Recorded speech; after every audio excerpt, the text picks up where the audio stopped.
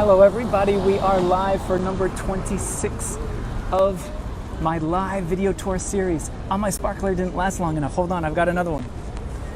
Welcome everybody. As I wait for my live viewers here, I want to wish everybody out there a happy 14th of July.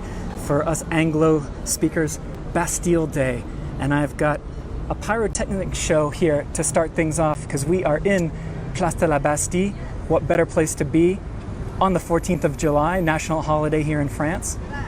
Let me get this second sparkler going. You can do it, you can do it, you can do it. It doesn't want to light. There we go. Yeah, pyrotechnic show. 14 juillet, 14th of July, Bastille Day. Hello everybody. We're getting things started with a sort of a mini bang, let's be honest. So we're at Place de la Bastille, as you can see the column in the distance there. And I just wanted to celebrate a little bit to start things off. Thank you for joining me, 120 of you live. Bonne fête, everybody. Welcome, welcome, welcome. Happy 14th of July. These things don't last very long, but there we go. Hopefully that gets things off to a good start. Hello and bonjour, everybody. Thank you so much. Ooh, those are hot and those are burning my fingers. We'll throw those away in a second. So let me stand up with this.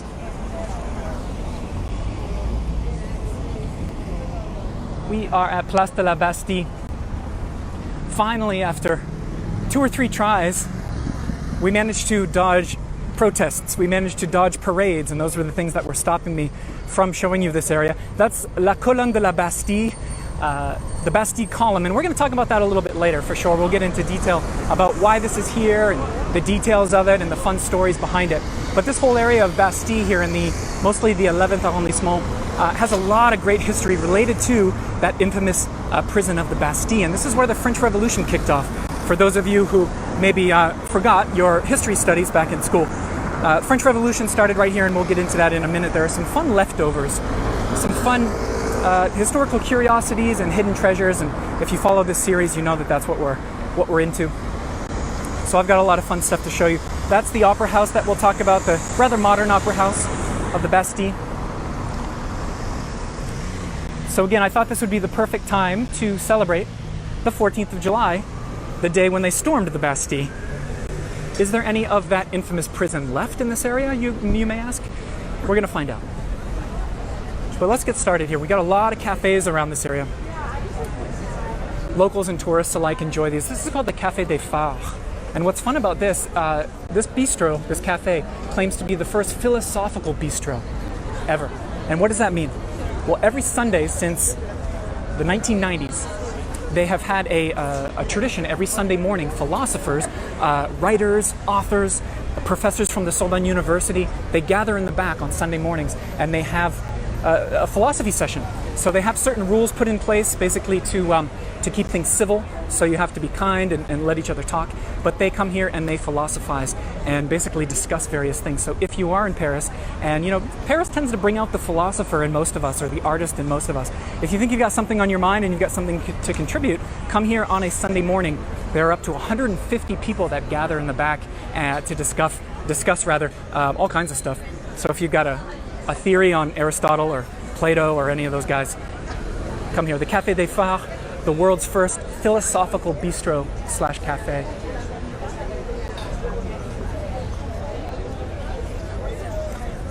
Thanks everybody for joining me. The area of the Bastille on Bastille Day.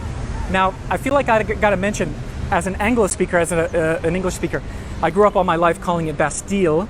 You don't want to do that if you're here. That double L is not pronounced in the French language. It's more of a Y sound. So Bastille, Bastille, Bastille. Leave those L's back home as you're packing your luggage. Do not bring them here to Paris. This place is called Frye Revolution. We're actually getting started with a bit of an Anglo address. This is really good for craft beers. They're also English speaking if you feel like you're getting a bit homesick in town here. And also it's good for sports.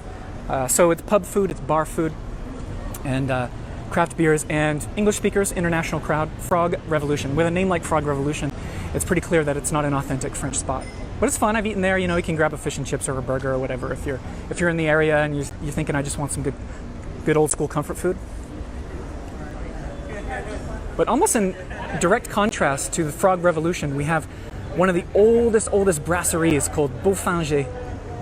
Again, don't come here and try to pronounce this Bowfinger. The locals probably won't know what you mean. Beaufinger was actually the name of an early owner.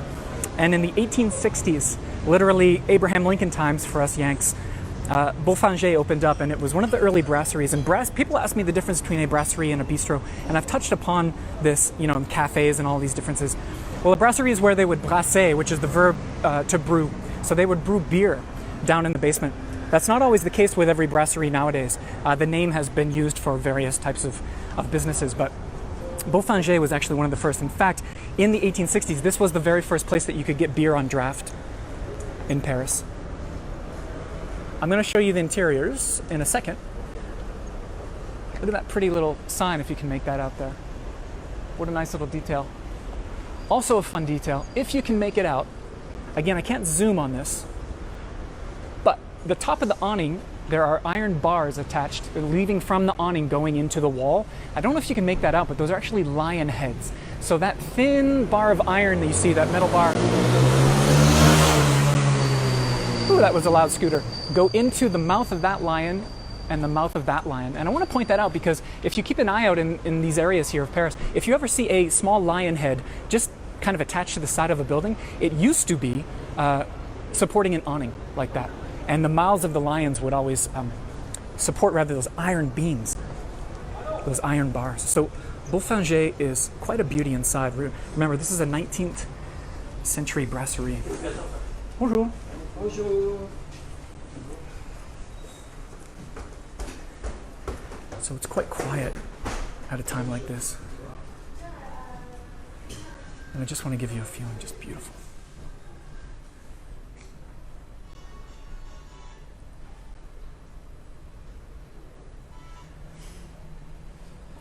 This is a great place for seafood. It's a great place for sauerkraut, because these old school brasseries actually did a lot of German food, Alsatian type food. So there's a lot of German influence in these original brasseries. Now, the staircase I just showed you is lovely, but also what we've got here in the back. Look at this dining room. I was lucky enough to have lunch here once. And these are all mirrors here. Again, this is called Beaufinger, and it's really indicative of the great 19th century brasseries, one of the very earliest. You have a lot of brasseries, for example, in Montparnasse, but this predates those. And then up here, this is really their claim to fame, this beautiful glass dome here above the dining room. Trying to keep things properly exposed for you here. Look at that. Ooh, doggy. That's a nice bit of meditation right there. And because no one has asked me to leave yet, truth be told, I actually asked ahead of time if I could film in here. And because there are no clients at all and it's nice and quiet, we're going to spend an extra moment here. Now, all of the finest interior decorators and designers were used to decorate this space. I've heard a rumor, and I haven't confirmed it yet, so as a conscientious tour guide, I've got to throw it out there, that I don't know 100%, but I've heard that this right here, this dome, was designed by Eiffel, Gustave Eiffel. Again, don't quote me on that. It depends on which book you read, which blog post you read. But we'll put it in the maybe category. Look at that, my goodness. They just do not build restaurants like this anymore.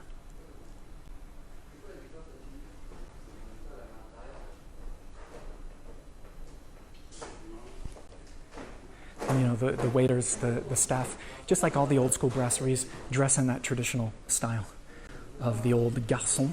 Although don't call them garçon, they won't appreciate it. That's me, in case you don't know. That's what I look like. Hi. So there's an upstairs. Should we try to see what's upstairs? I've actually never been up there. Bonjour. Je peux monter vite fait? Ça va, c'est good? Okay, merci. It was good to ask first. Here we go. Look at this beautiful staircase. Oh my goodness. As long as the cell service holds up, we're going to see a little bit extra of Beaufinger. Bonjour. When you say bonjour, if you do it real sing-songy, like bonjour, it shows that you're extra polite, extra nice. Here we go. So we've got mirrors on either end of this dining room, which gives you that effect there that you're seeing. There we go.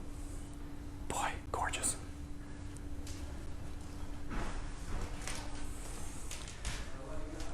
Lavabo. Les toilettes. Okay, so this is bigger than I expected. Quite frankly, I didn't expect them to let me upstairs, so we're gonna just do a real quick run through here. This is Beaufanger. Come here, it's a little expensive. Oh, there's a gentleman taking a nap. I don't want to bother him. It's expensive, but you're paying for the experience, you're paying for the history.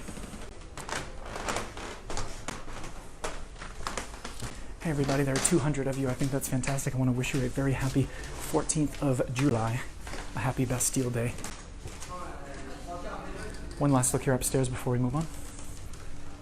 Again with the mirrors. That's me again.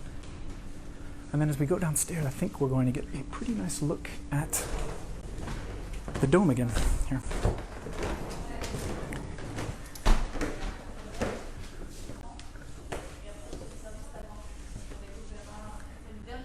Dining in style, right? Incredible. Okay. Hope you all enjoyed that. Let me take off. Je vous remercie. Bonne journée. Au revoir.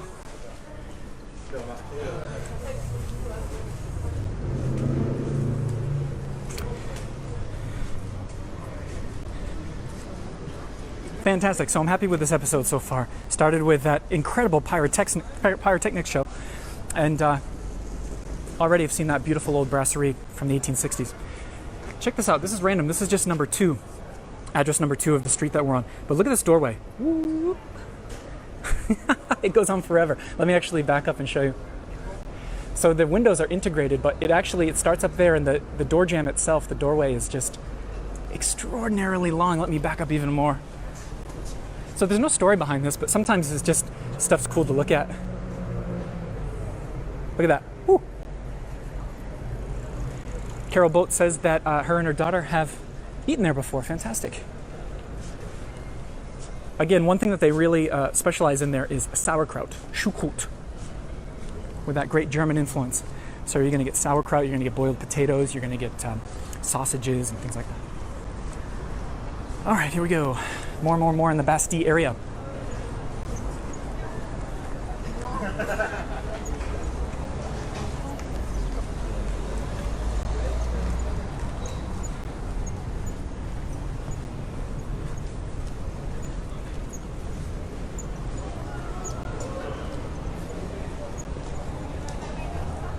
So we're approaching the Rue Saint-Antoine, which is one of the arteries that runs through not only the Marais, but leading to the Bastille area. And let me show you, let me get down nice and low, use my squat muscles. And we've got a cafe here with a gorgeous hunk of architecture. That church is called Sainte Marie, Sainte Mary, from the 1630s. And in the 1630s, when they built that dome, let me tell you, Paris didn't really have any domes. And this is considered, this dome, sort of a first draft of Les Invalides. Sort of a study leading up to the Grand Dome of Les Invalides, which is covered with gold and famously holds the tomb of Napoleon. So that's Sainte Marie. It was part of an old convent when this part of the Marais was medieval. Now, down the street there, the Rue Saint-Antoine, you will find the glorious Marais district, which I love and which I've done a couple of tours about so far. And you can actually join me, of course. I'll give you the spiel later, but I am a full-time tour guide if you're new to this. And I can take you in person through all of these wonderful areas. But the Rue Saint-Antoine, this street right here, is literally where the angry mob marched down July 14th, 1789, because at the end, down there, was the Bastille prison. So they're marching down, and we're going to talk about what happened when they got to the prison. And we're going to find out if there's anything left of it. Everything's a bit overexposed today. My camera is not particularly happy, but we're going to deal with that. This gentleman here is worth a mention. This guy's called Beaumarchais. Beaumarchais is most famous for, he lived in this area. He's most famous for writing a play called the The Marriage of Figaro. Now, the play itself, The Marriage of Figaro, was very subversive. It was very anti-establishment. And at the time of the French monarchy and other monarchies around Europe, it was banned in a lot of kingdoms. Because, frankly, it was, testing the idea that maybe we weren't just born to be subjects of a king, right? So the Age of Enlightenment led us to this point, and the revolution was real close. So Beaumarchais died in 1799. So he was actually here to see the storming of the Bastille, or at least experience the revolution. Beaumarchais, by the way, that Marriage of Figaro play was famously used by Mozart. So some folks know that title through Mozart, who did an opera, which was also banned and also very subversive, and people didn't want to use Beaumarchais' text and Beaumarchais' story. Certainly the kings and queens and emperors of Europe were scared to death of that text. You don't want to give the people too many ideas. Before we move down further down the Rue Saint-Antoine, can you make out the lion heads right there? We got one right under the street sign and one to the left of the window. Tiny little lion heads. Now, because you're very cultured and educated now on these lion heads, you know that there used to be iron bars extending out from them, and they would have supported the awning of this establishment back in the day. Little tiny lion heads up there. And for what it's worth, there's a nice little bit of street art up there. Little bouquet of flowers. Tucked away. That's where we went yesterday, right?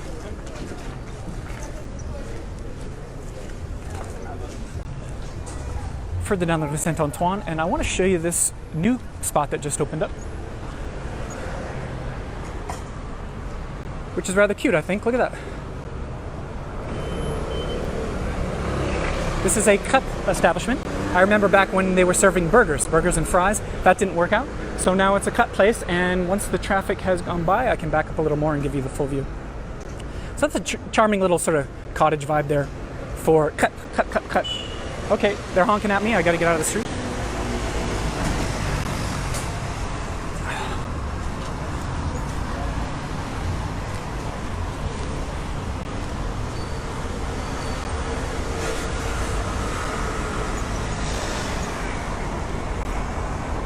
Okay, let's get into the French Revolution history here. If I back up, you'll find a plaque here, number 5, Rue Saint-Antoine. I'll read it for you. It says, here at the entrance of the first courtyard of the Bastille, the assailants penetrated the fortress, right in this spot. Again, I can't zoom in on Facebook Live, but I promise you that's what it says. And it says the 14th of July, 1789. Think about that. Today, exactly 229 years ago today, 229 years, the angry mob coming down the Rue Saint-Antoine, and we know exactly where they met the Bastille prison. Now, the Bastille prison they actually tore apart a day or two later until their hands were bloodied, stone by stone tearing apart the prison. But one fun remainder we have is later on the city of Paris embedded special cobblestones, if you can make that out. So definitely a difference, right? And you can see it curves around. This actually follows the path of one of the towers of the Bastille. So again, let me show you from over here. Curves around in the street. Hops up on the curb and continues. So there's sort of this ghostly trace of the prison itself. And I'll show you other examples of that too. So that what that means is even though the Bastille is long gone, it was destroyed in 1789, we would have been 229 years ago walking right through it. We'd be inside of that fortress. What was the Bastille, by the way? It started out in the 1370s as part of the stone wall that surrounded Paris. Paris was always being attacked and invaded, and there was a fear of, protecting it, or having to protect it. So they built these immense walls, and under Charles V, where the wall was here on the eastern edge of Paris, there was the Bastille. It was a military fortress at first, and then became a prison. And of course, as a prison, it really became a symbol of the king's tyranny, because you could be thrown into the Bastille with just a letter written by the king, no trial. It wasn't really fair at all. So the Bastille, definitely an evil symbol for the people of Paris. If you can make that out there, we have a plaque that reminds us, again, the Bastille was here, started 1370, and the people attacked it on the 14th of July and destroyed it the same year, is what that says. And then it says the perimeter of the fortress is marked in the paving stones. The walls were 9 feet thick, solid stone. There were 8 imposing towers extending up. Many of those towers ended up being dungeons of the prison. Let me show you. Now, I'm a professional, so don't worry, I'm not going to get run over, but I am going to jump into this traffic circle just a little bit. Do you see right here? Can you make out how the stone, there's almost a curve of these cobblestones. Do you see that? It curves, curves, curves. It's a slightly different color as well. I don't know if you can make that on the video, but it curves, curves, curves, curves, curves. And then it meets the curb, and we're following the path of the Bastille right now. Slightly reddish cobblestones show us the difference. Let me speed up a little bit. And then it meets this spot, and you see it curves off. Goes away out there, and curves around, curves around, curves around, curves around. Hopefully you can make that out. And then it comes back around here. There you can really see it. Do you see the difference in the color of the stones? So it's tracing the path of the Bastille. It's very subtle, but that's what makes it so good, because not everybody notices it. And then the trace continues that way. Now, again, they destroyed the Bastille. Can you find it in Paris? Yes. Back in episode number 2, if you go back on YouTube or back on Facebook, you can find the replay of when I did the second episode of this series, and you can find a small park that's not far from here where they popped one of the towers of the Bastille. Also, some of the stones were carved up and made into souvenirs. Okay, I got it back. Stones of the Bastille, and they carved them into little mini versions of the Bastille prison, if you know what I mean. So they were selling the stones that had been carved into scale models of the Bastille itself. So those were sold all around, and people made good money off them. Also, a key from the prison was given from Lafayette, General Lafayette, to George Washington. And in fact, if you go to Mount Vernon, the museum of George Washington's estate and his life, you can still see that key of the Bastille that was sent as a souvenir, as sort of a commemorative item. So there's the tower again. Where else can you see the Bastille? Or stones of it? We're going to descend here. Look, Bastille. I checked, and the cell surface is pretty decent down here, so we're going to go and venture underground. We're going to get subterranean.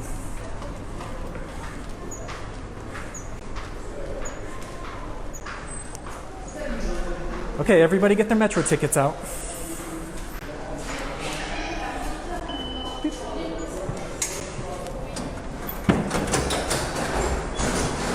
I think this is the first. We're officially inside the metro in this series. We're going to go down this way.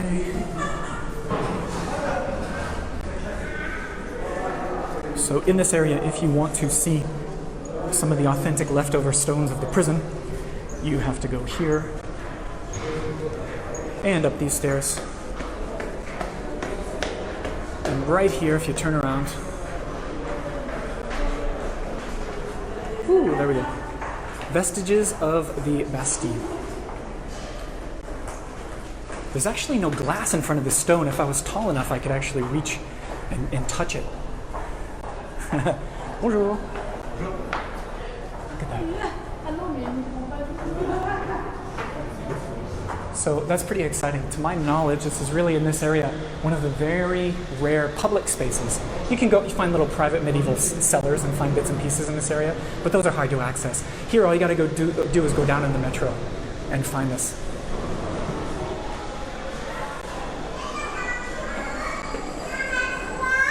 Viviana asked me what I use to enter the metro. It's called the Pass Navigo, and a lot of the locals have it. It's an unlimited magnetic pass that you can just touch to the terminal, to the turnstile. I'm going to find an exit here, and we're going to pop back outside. This is the Bastille station. Oh, let me show you, by the way. I should be a good tour guide and show you which entrance we are using. Boulevard Henri IV. If you use that entrance and you go down and follow the path I just took, then you can see those pieces of the Bastille.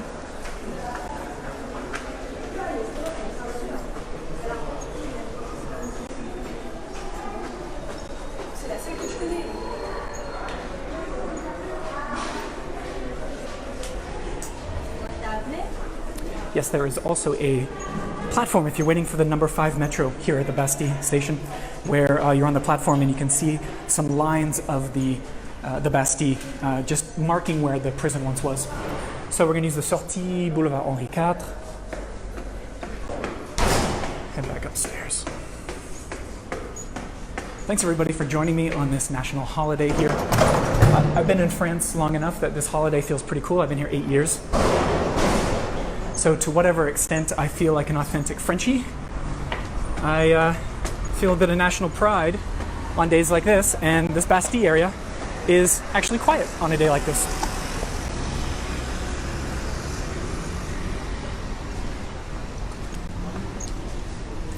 We're going to cross over this way.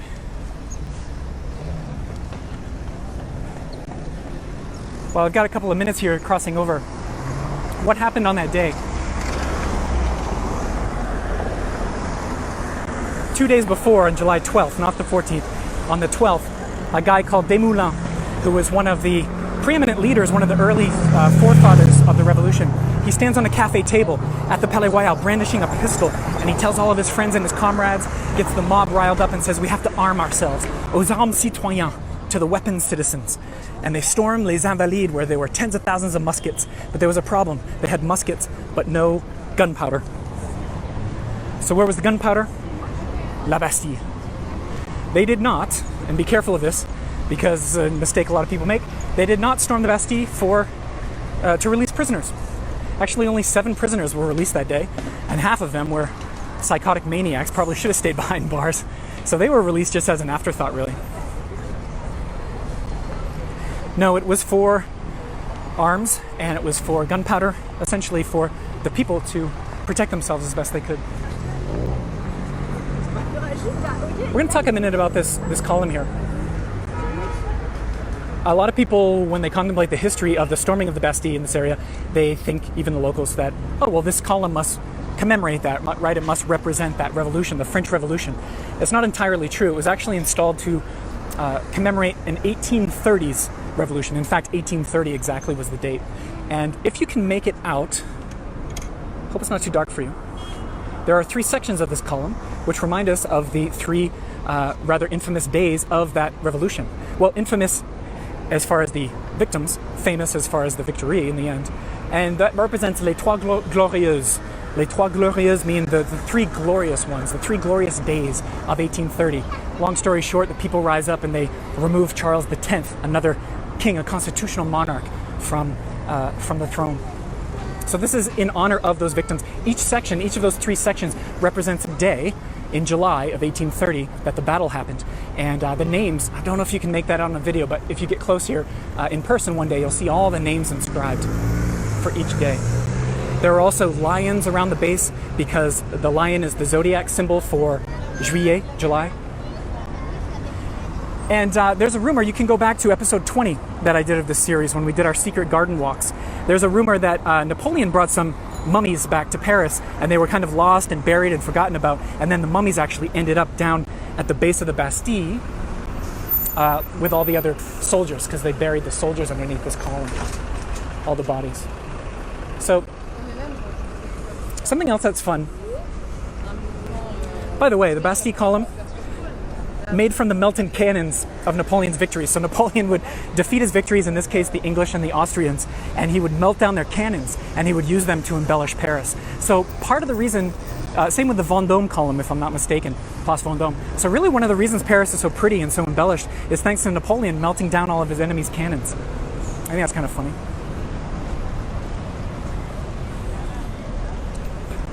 Now let's talk about a big elephant, and it's not that. That's not the elephant. That's the Bastille Opera. 1989, built for the people under Mitterrand. Mitterrand in 1989 was also the guy who plotted that glass pyramid in front of the Louvre, right? And so the pyramid and the opera and some other grands travaux, big projects of Mitterrand. So that's the opera. It's still going strong, and they built this because the Opera Garnier, the very ornate, beautiful one in the 9th arrondissement, wasn't big enough to handle the crowds. So now the Garnier just does mostly opera, and I highly recommend you see an opera in the Garnier.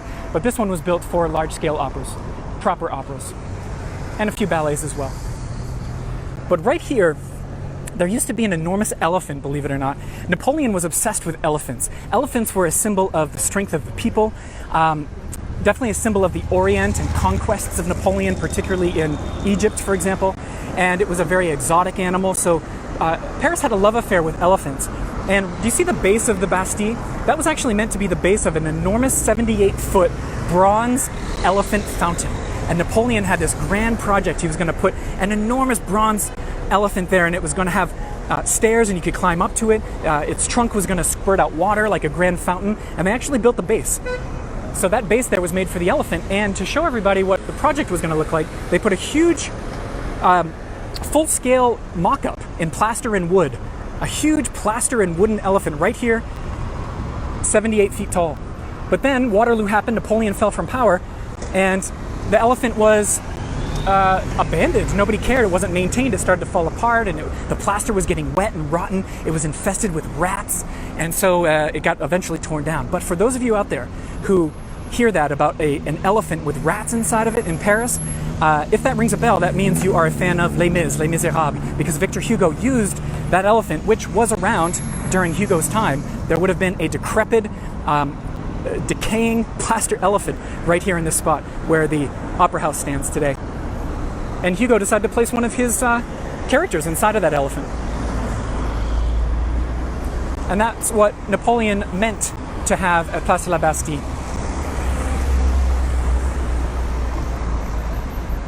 I've got one more real fun space to show you here. Let me see how I'm doing for time. Yeah, doing good.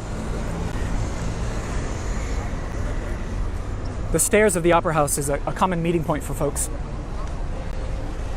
In the Latin Quarter, it's the Fontaine Saint-Michel.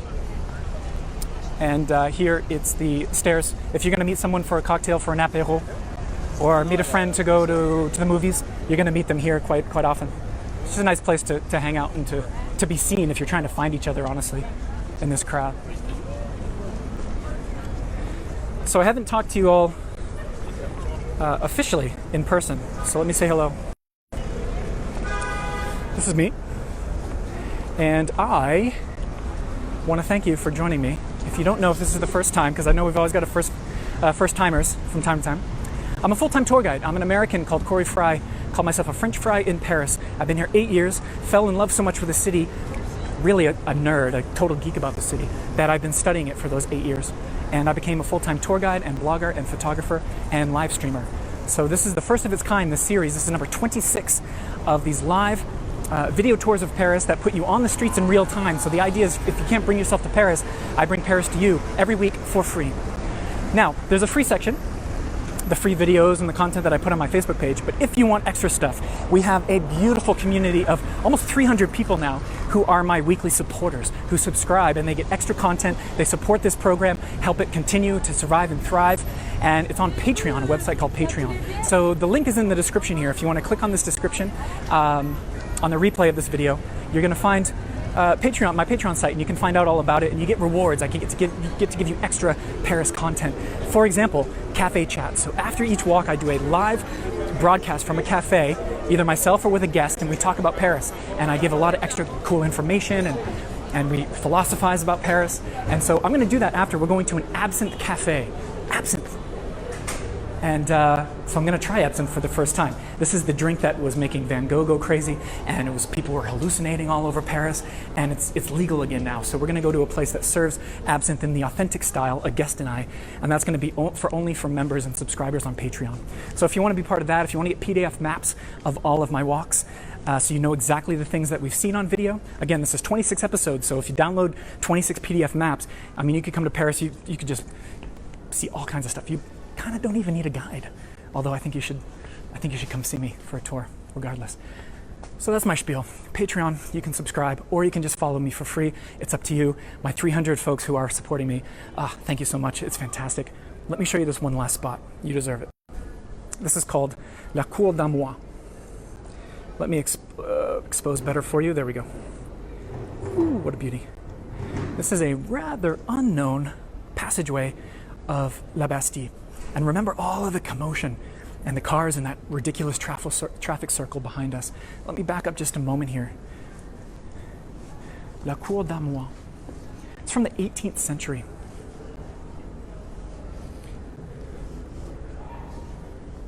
Look at that.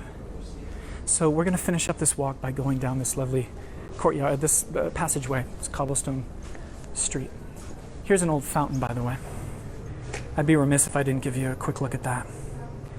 Everything Paris did was an aesthetic choice. Everything had human intent behind it, artistic intent behind it. My goodness, that's why we love this city, right? And another benefit, by the way, speaking of people who love the city, another benefit of becoming a subscriber on Patreon, we have these weekly Frite meets where if you are physically in Paris on vacation, my other subscribers and I meet up at a cafe, and you can hang out with me, you can meet the other supporters and the other subscribers, and it's people who all just love Paris to pieces. And so if you want to meet new people in Paris and be part of that community, consider popping on over to Patreon via the link in the description. So these are the official lanterns, or the original lanterns, I should say, from the 18th century.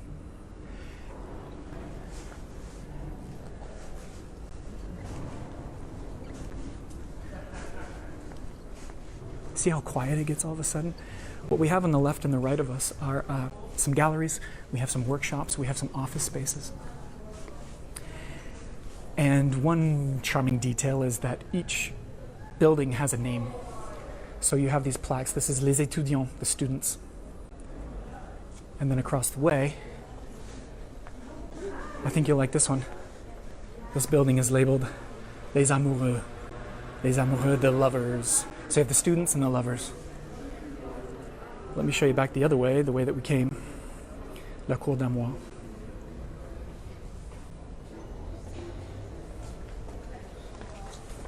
Some of the very people who would have stormed down the Rue Saint-Antoine towards the Bastille 229 years ago to the day, some of those people certainly lived here. They woke up here that day, probably had a quick espresso, and grabbed their torch or their pitchfork or whatever they needed, and they went marching. They just went a-storming. This lane is called La Cour d'Amour. Again, my PDF maps of these that are available on the Patreon site will show you everything that you need to know. I don't want to bother these people too much, but at the northern bit of this courtyard is a place called today L'Atelier de Torréfaction. It's a place where you can learn to grind coffee beans. You can learn how they're roasted, learn how they're ground. He'd probably be happy to do it. He'd probably be like, oh, So it looks like. I'll do it. Okay, sure. Bonjour. Bonjour. So there's the grinder. You can either learn and do a workshop, or you can just buy coffee. Here are your coffee choices here. And you can choose if you want finely ground or coarsely ground, and they're quite experts. And then this is a tea section here.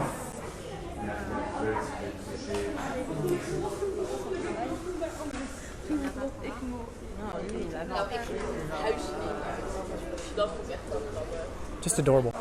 Really, if you want just about the quietest and most hidden cafe experience in this area, for sure, check this out. And the view. Oh my goodness, the view. So keep that in mind.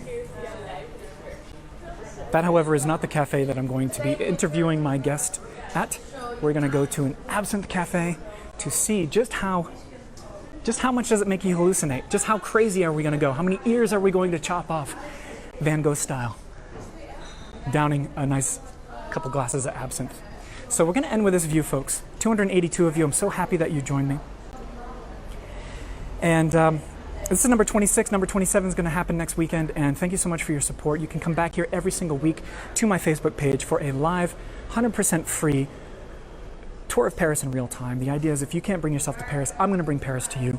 And we're going to end with this lovely, lovely view. What a beautiful city and what a beautiful community. And what a fun project this is. Thank you so much. Take care. For those of you who are Patreon supporters, hop over to our private Facebook group, the Cafe Chat group, and I'm going to be talking with Marianne Borg, one of our own, and she's going to talk about how she interacts with Paris and whatnot. And we're going to drink some absinthe, so come check that out. Take care, everybody. All the best to you. I will see you later. Have a wonderful Saturday, and happy 14th of July. Happy Bastille Day.